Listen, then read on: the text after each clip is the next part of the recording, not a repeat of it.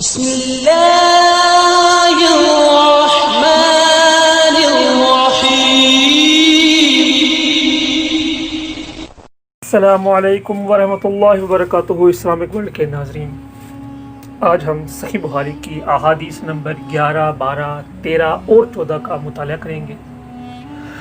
دعا ہے کہ رب العزت ہمیں ان احادیث کو پڑھ کر اور سن کر عمل کی توفیق عطا فرمائے۔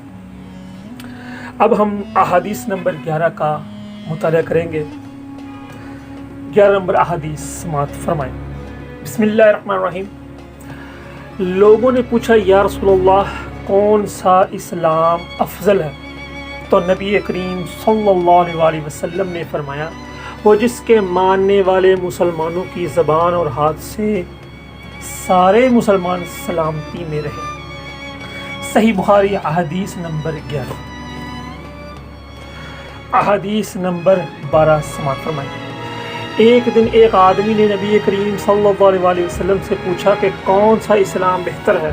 فرمایا کہ تم کھانا کھلاؤ اور جس کو پہچانو اس کو بھی اور جس کو نہ پہچانو اس کو بھی، الغرض سب کو سلام کرو۔ احادیث نمبر 13۔ نبی کریم صلی اللہ علیہ وسلم نے فرمایا، تم میں سے کوئی شخص ایماندار نہ ہوگا جب تک کہ اپنے بھائی کے لیے وہ نہ چاہے جو اپنے نفس کے لیے چاہتا ہے۔ صحیح بخاری حدیث نمبر 13۔ احادیث نمبر 14۔ احادیث نمبر 14۔